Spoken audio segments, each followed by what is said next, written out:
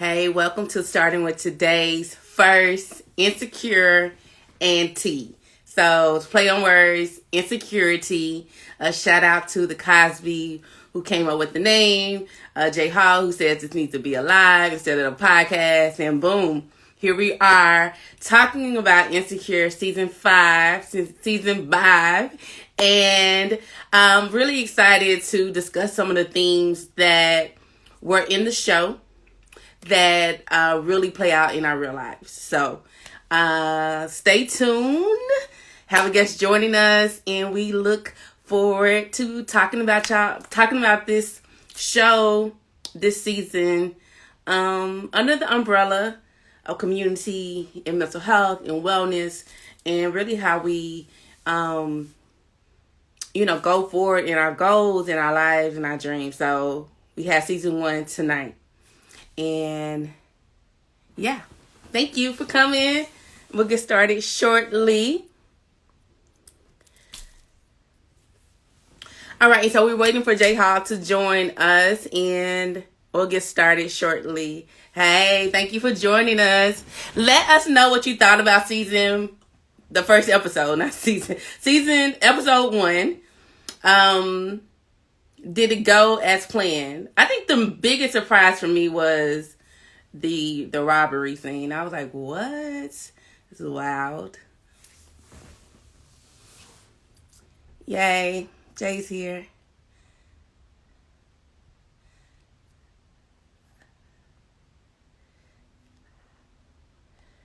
+1.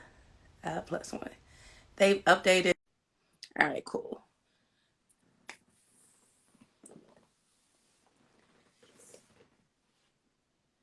Loading. Hey. Yay. How are you? I'm good, partner. How are you? I'm good. Insecure and tea. Yeah, Yesterday we were at a super small kickback at Conrad's house, chilling. man. You just like told our destination. I mean,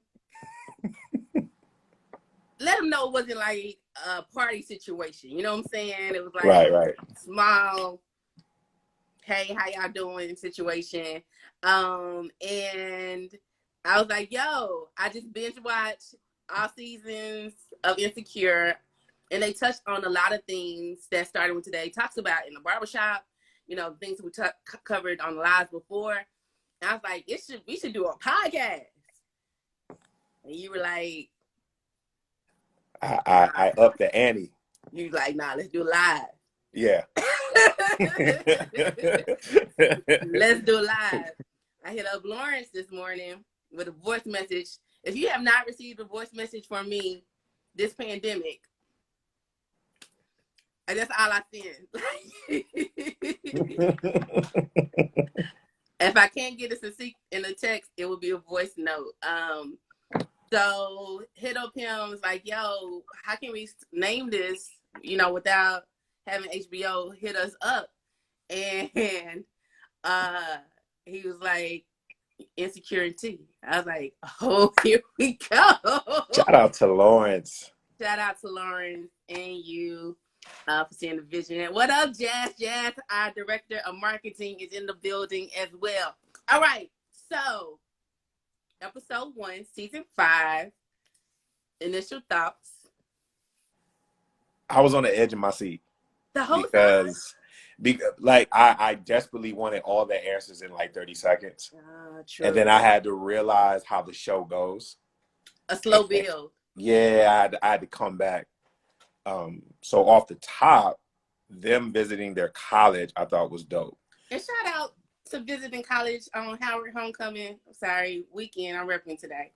Yeah, shout out to HU. Yeah. Them visiting their college because we always kind of had the thing I always loved about Insecure was there was never this like huge breakdown of everybody's past. It always kind of came along throughout stories when needed. And when you left last night, we started binging the rest of season 4. And we was up there till like 3:00 in the morning. Hey. And like we didn't realize, for example, that Kelly is from Philly. you know, Yep. things of that nature. So it was good to see like the heart of their group, which they all come from Stanford, which is where Issa went in real life. Right, of course. And so I applaud her for plugging that. Like Howard does it all the time. People need to rep their schools, their sets, and so she's Yeah. on for her her city, her school. Yeah, so I just thought that part was dope to kind of go back to the origin of like the initial group of how we know everybody. You know, I thought that was a very much so like, oh yeah, bet, because we talk about the subjects all the time, but we, you know, how often do we actually talk about the people? And every group I think has that heart of how the group starts. Yeah, You absolutely. know, which is another reason why Insecure has that such an emotional attachment, right? So So that was true. my initial thoughts off the top. I think them taking their time with it because it definitely started off kind of slow for me, but I understood how they wanted to take their time and set the scenery and immerse you kind of into um this setting. AC, I agree. I thought Lawrence went to school with them too, but now I'm thinking about it. They have been together 5 years, and they've definitely been out of school more than And 5 years. Lawrence mentioned, I'm glad she brought that up. So It's the heat.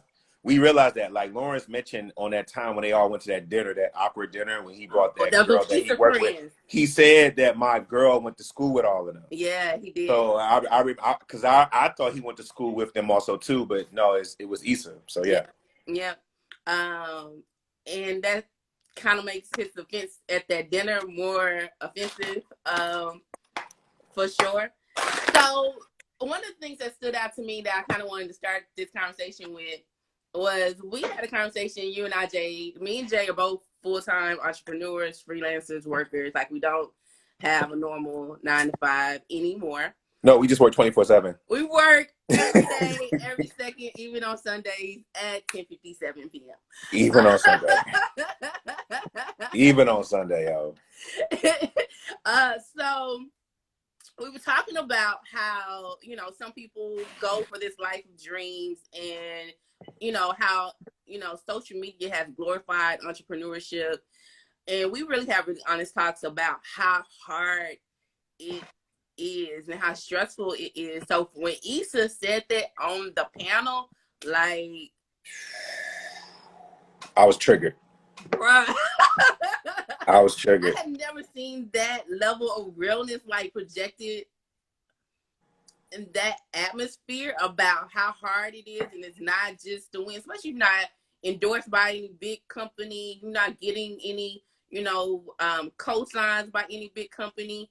It is really painful and your win seems so Yo, minute in comparison to be like, oh, well, I just, got this new 6-figure, 7-figure deal. And, oh, I just, went to Paris for the weekend. And like, you're like, I really believe in what I do. if that matters.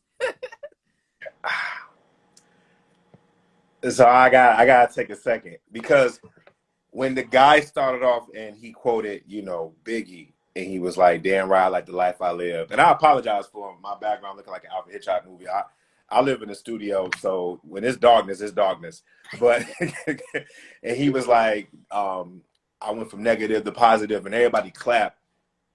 I was like, that feeling is how I felt when you go to these panels, and these people have these vague ass statements, right? They have Right. these very vague statements about like how they, you know, I just grind it, period. You Period. know what I mean? And the And checks just showed up. like, as if checks just start coming, but you're not telling me you're on your friend's couch. You're Right. not telling me that you probably are still working like Uber Eats. You're not telling me like Issa said that she is still like a property manager and she's still working a job in that, right? Right. And you're not telling that truth about how you probably didn't eat today. The only reason why you're going to eat is because the place that you're doing the panel at, you're going to eat their food, That's real. That's right? real. And but why is it that we have to feel like there's some sort of I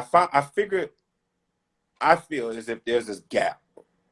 We don't mind talking about these humble beginnings. You know, I grew up eating sardines out the can.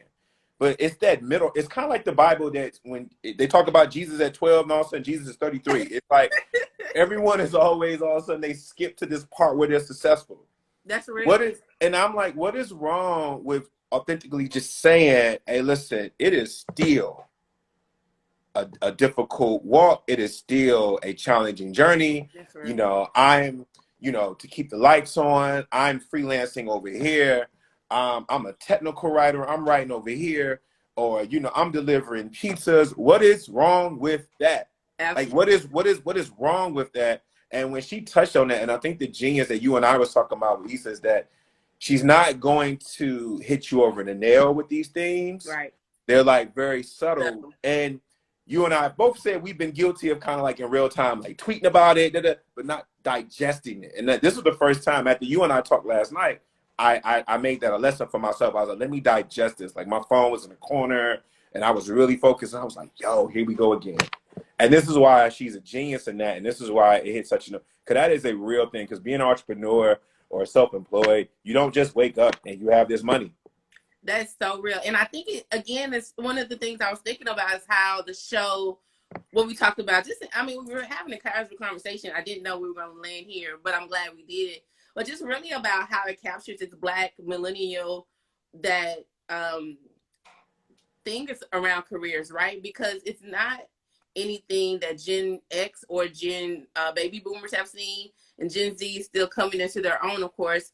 But really, this bridge where we saw our parents' careers, relationships, lives, and took what we wanted out of it and then said rejected the rest. Like, we don't want this. We don't want to be miserable. We don't want to, you know, um, be laid off with no pension, after the reception. It's just like it's so many unknown variables. Like, we want to take control of our career path. So I think we see that with Issa, but we also see that with Molly, saying, we have this new generation of Black lawyers that have came out the woodworks in response to so many things like social climates, but also with the stability of this career path that maybe, hasn't been in their family before. Yeah, and there's still some unsureness about it. Right. Because you're walking a path that no one next to you has walked before. That's real. And the thing about being a creative is you don't know what your life is going to look like until you create it. And I heard Amanda Seales say that on Breakfast Club, who's on the show, and that's a real statement, to understand, because when you look at the next person, how they got there is not how you're going to get there, if you get there at all.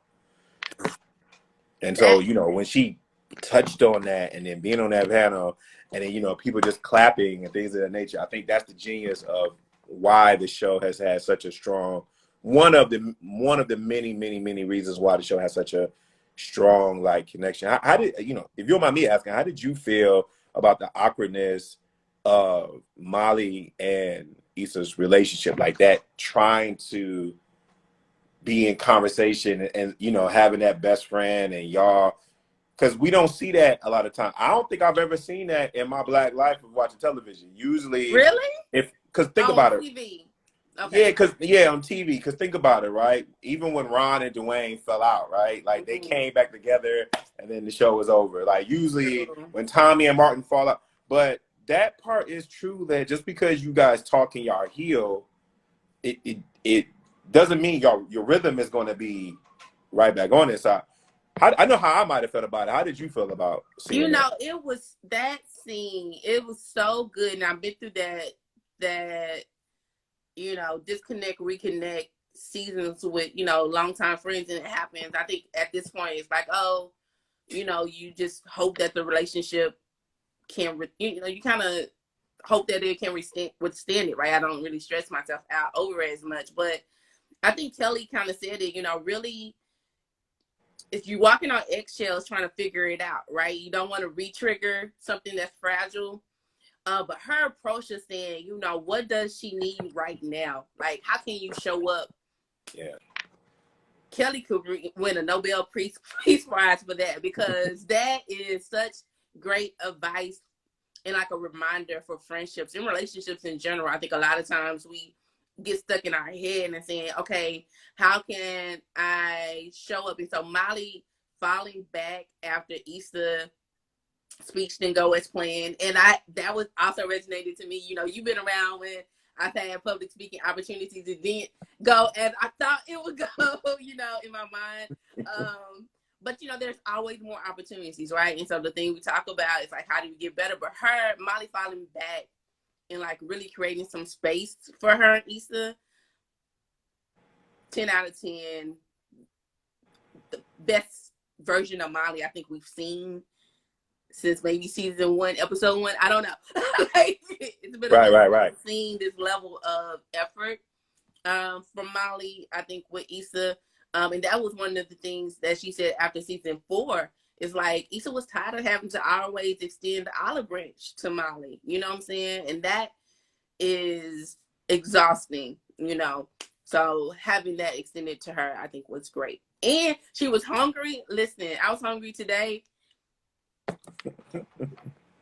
And I'm a different person. Like everything is like at the surface, like it's a bomb. Just don't. So yeah, and then when she got the food, she's like, okay, I can breathe, I can relax, you know, and really have that conversation. So it was beautiful to see, and I think it was just hyper real, you know, that those scenes. I think the only thing that was kind of like, oh, this is a show, is like, okay, you getting a ride by someone you went to school with, like. Yeah. I mean, but that's what Issa does, right? She Right. doesn't take herself too seriously. So That's the real. moment where you start to be all serious about the show You and reminded you me get of all tense, all of a sudden you remember that there's some comedy in it, or there's some awkwardness in it. And you know, I can't get enough of praising her for that, and the writers behind the show for doing that. The way I felt when I saw that, because you know, you and I was talking, and you know, I think even from last year, if you remember, I always looked at that relationship um, a little bit differently than most, because I felt like, because Molly and the way she is, stereotypically she's more brash, so hers was easier to see in what she was doing. yeah. But if you rewatch it, Issa had a lot of subtle things that she was doing of being very dismissive of Molly's concerns too, because Molly is that strong friend. And a lot of times with that strong friend, you like, you got that. But let me tell you, or people with money, you tend to think that they don't have emotional challenges also. And Ooh. so because your finances might not be on the level of Molly, you will dismiss hers over yours. And there was a lot of things, you know, you and I, we talked about this a lot of times, where I That's was true. able to point out, like, look, that part right there, like Molly is coming to her, and her attitude is like, yo, I'm literally always going to bat for you. Now the problem is Molly handles things the way Molly handles things, right? And Right. so it explodes and things of that nature. But on the other side, I definitely understand Issa's point about, you know, that olive branch and being exhausted by it. But I think it was a good place for them to start at the birth of their friendship. Yes, that reminder. I think that's always a good place to like, and I think you're always reminded like why that person is in your life and what they bring to you. Hopefully, like I haven't, I think, experienced where it's like, okay, you absolutely should not be in my life. You know, but you know, for them to come back to that beginning and rekindle, I think was really great. Okay, so one more thing before we get to Mr. Lawrence, because we got to talk about him.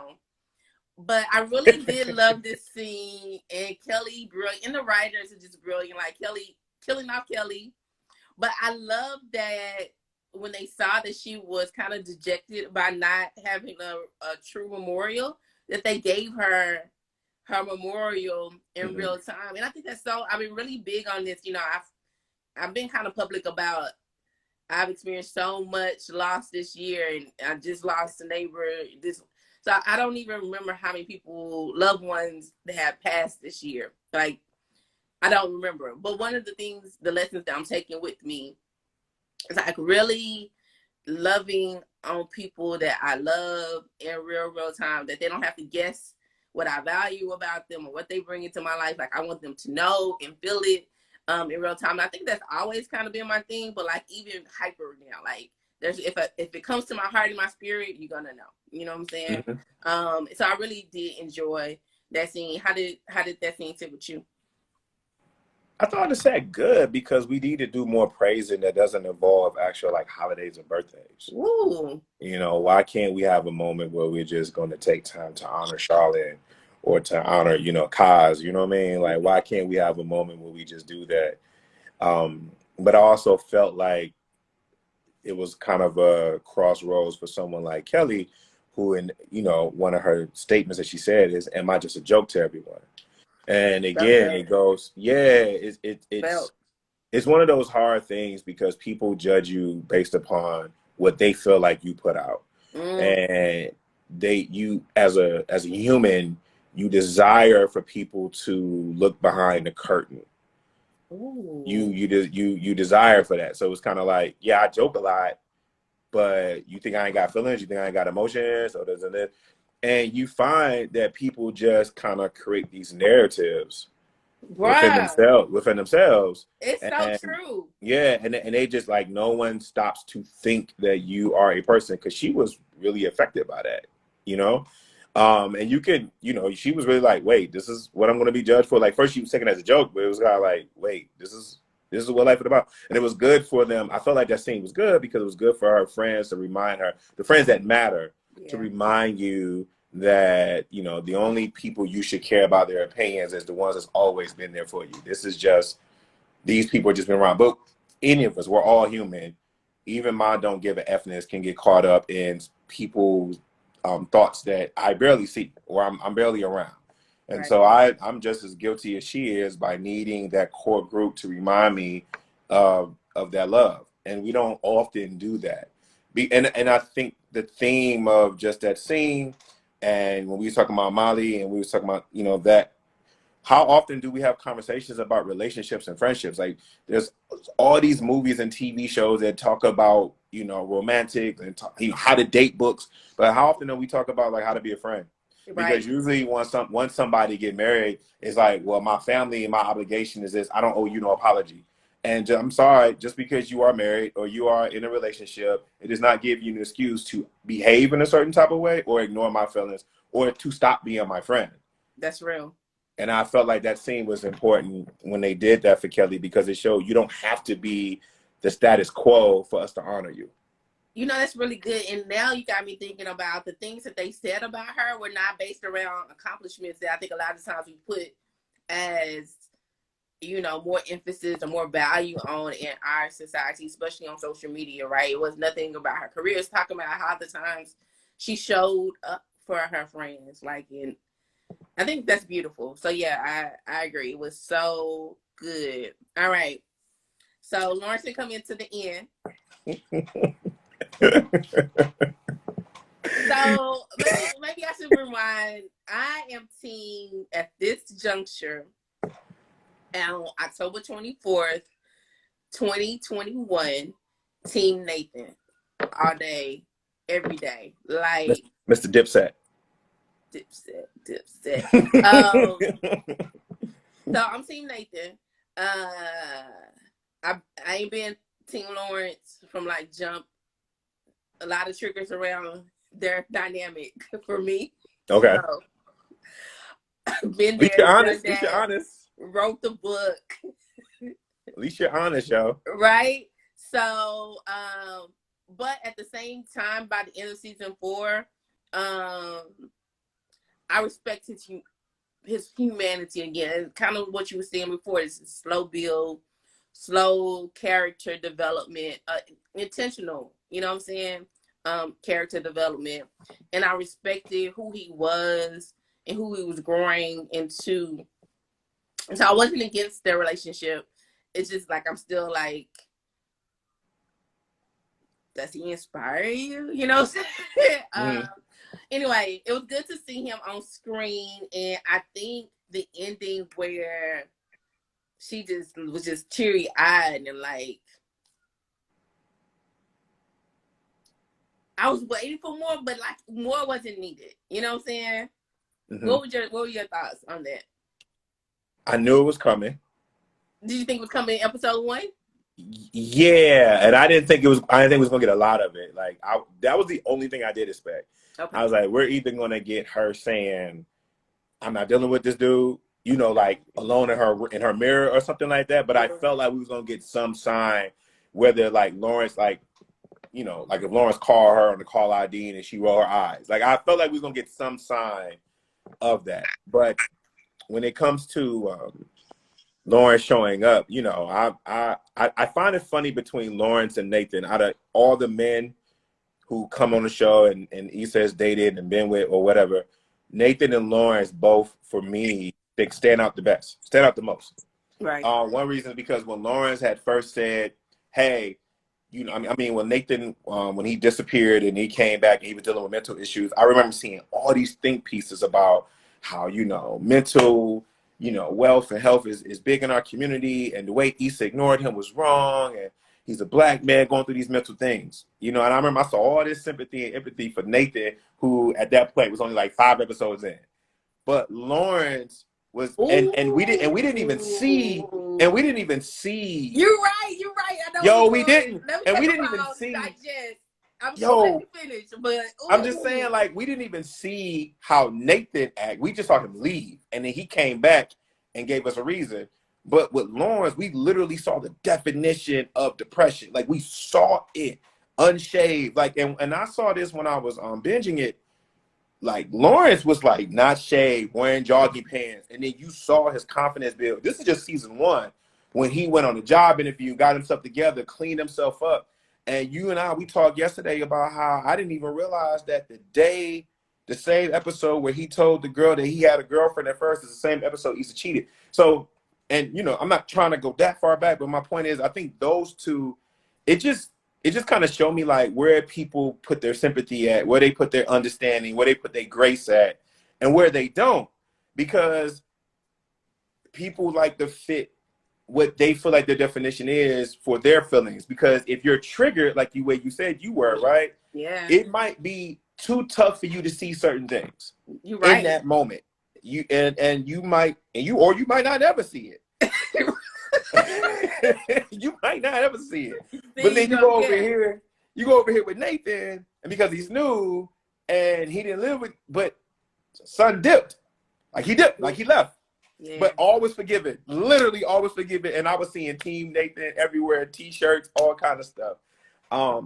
So seeing Lawrence, when I saw that, and even when she didn't even have to articulate that she didn't want to do, Lawrence knowing how she feels, for me, still says how well they know each other. Because he was like, yeah, and he didn't even impose anything. And it shows like how well they know each other, and I mean, that was like, that almost hit harder than the first breakup we saw. That for me, that hit hard, because she couldn't bring it to her heart to say it out loud, right? And he wasn't going to force her to say it out loud. Let me just say, there's no other person on earth that like is more perfect for this conversation than you. Oh, okay. Were you holding your breath? No. Go ahead, man. I'm just, just here, yo. I mean, like, because I hadn't really thought about it from that lens, but here is my refute to some of it, right? So you're absolutely right. Lawrence depression does not get the same sympathy. But we have, I think, a little bit more language now than we did in 2017 when the story launched, right? So 2017,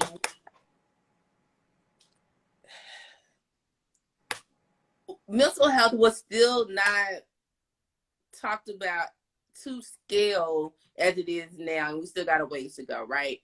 And so really identifying what depression looks like, functioning depression, high functioning, or moderate to high functioning depression looks like, I think is something that we as Black people, as Black millennials, are still really kind of coming to terms that it can look like a lot of sleep, that it can look like, not having your house clean, or look like, not being able to do, day-to-day functions. And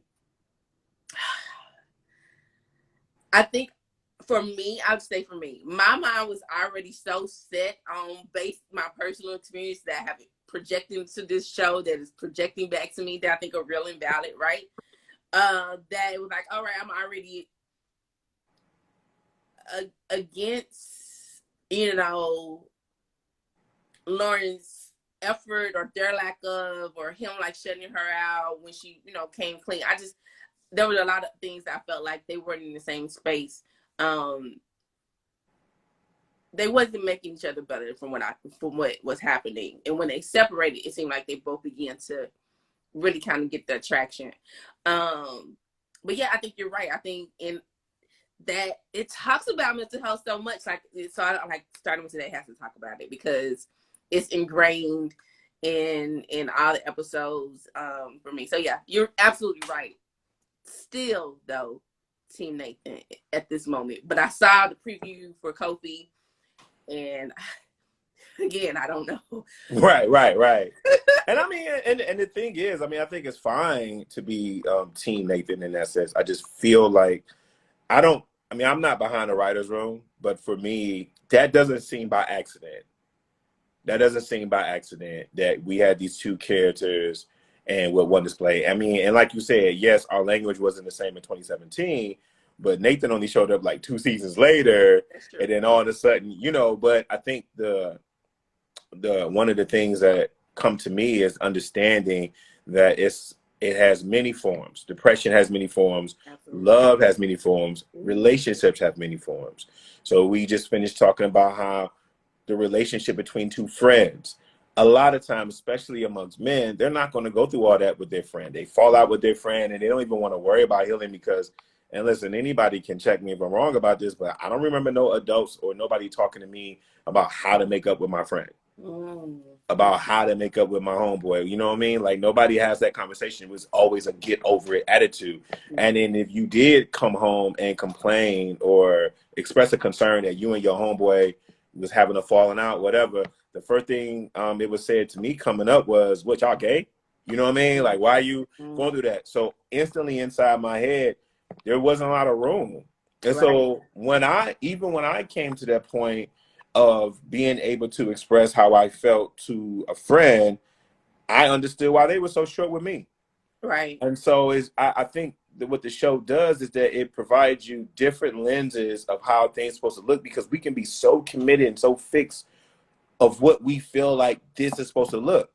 Oh, Nathan, totally fine. But you know what? You saw Lawrence have sex with the bank teller, and you saw men cheering online, and the triggers were set off, and there you have it. Lawrence ain't crap. Lawrence is trash. Lawrence gets another girl pregnant. But TSA Bay had 2 baby mamas for our understanding, right? But because he was a jokester, everything was fine. So it's just crazy. It's crazy how the selectivism of everything and how it plays a part in that. But, you know, I think I like those two together, but I think it's also, and we don't know, this is just the first episode, but it is a testament how, like, sometimes in life, two perfect people just can't find the right beat. Or sometimes when you make a mistake, you really can't bounce back. Yeah. You know, it's really like, man, you know, like that one mistake and you would love to heal, but this happened while you were over here and this happened while you were over there. And then next thing you know, boom. And I like the fact that if Issa is saying that she can't deal with Lawrence, I'm going to tell you why I do like it, even though I do like Lawrence, is because it showed that you don't have to feel obligated to someone because of what you did. Right. Like by guilt. So I do respect that.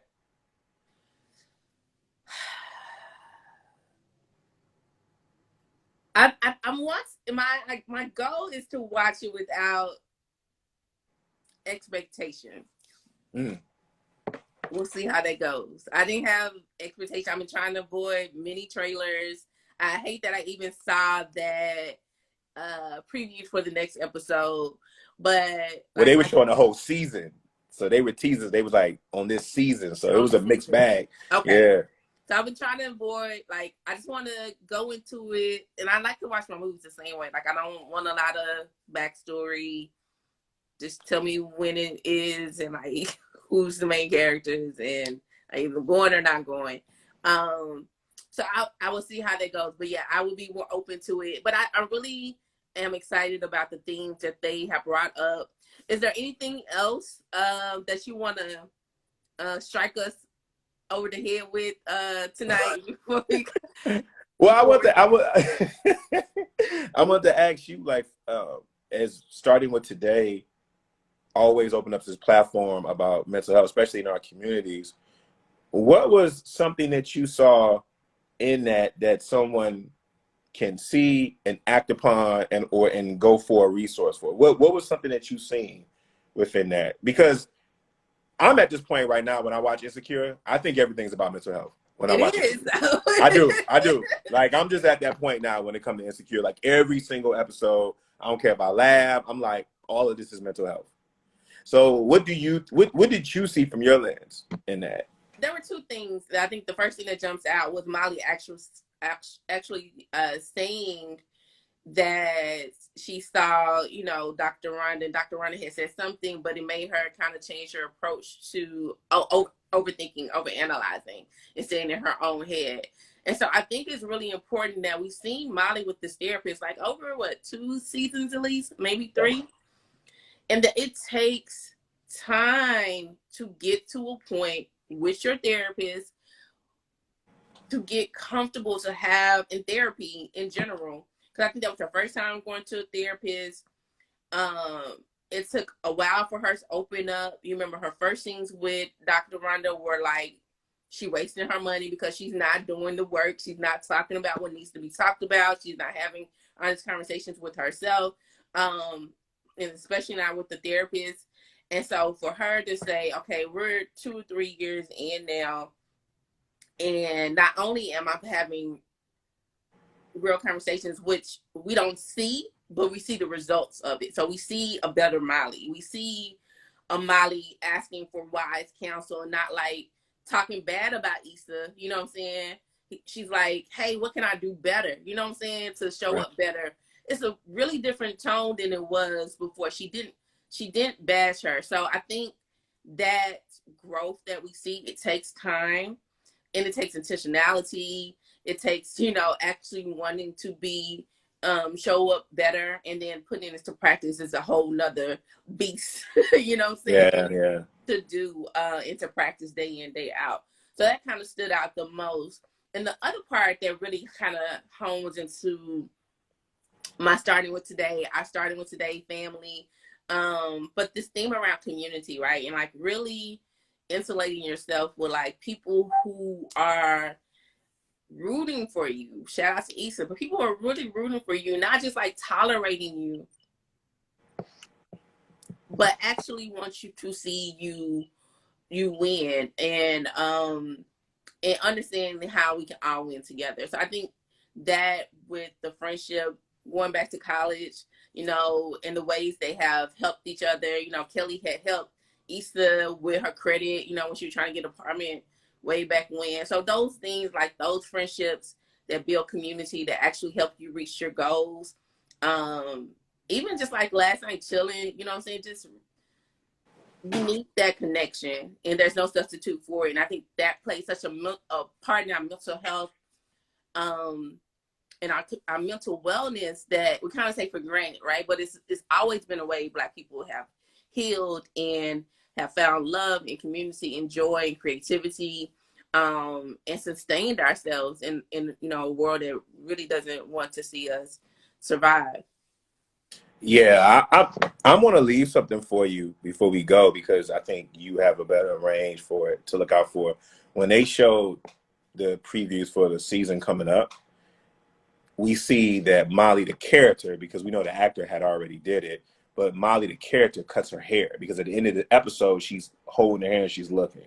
Yeah. And I would like when we do this again to explore how the physical transformation of somebody, what is that about, right? Can we talk Especially, what we have seen so far? So that's a great point, because yeah. actually in my notes, I'm gonna put it here. Can y'all see that? Yep. Issa's hair growth. Because Jay has trained me, and he will make sure I have notes, because Jay Hall has trained me in his school of communications. So like, he didn't have to tell me. He didn't have to like. I got it. Like, Yeah, I just think but like no. as But we what I had thought yeah. about when I binged, like Issa's hair was very short. I don't know where Molly's story is gonna go, but Issa's hair was very short, season 1. In real life and on the show. And over the years, it has grown. So now it's like, in a bun, veins, and like she has a lot of hair in comparison to where she was in season 1. But I thought it also parallels with her own growth day in and day out on the seasons. And so I do think there's transformations that have happened. And so yeah, I will look out for that, because there are probably other ones that have been more nuanced that I have not seen. But Issa's hair growth has stood out to me throughout the seasons when I watched Yeah, it I think it's something.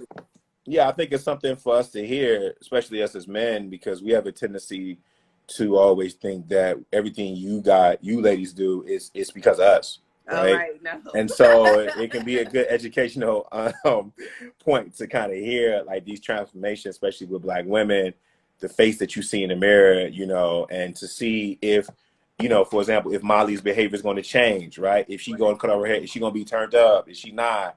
You know what I mean? Things of that nature. So I just wanted to point it out, because I'm aware that I can only speak for to a certain extent, but with experience of a Black woman's hair, it's something I wanted to toss to you in the future. Yeah, and I always what I can say, yes, and I do say I change my hair with my mood, and also in my schedule.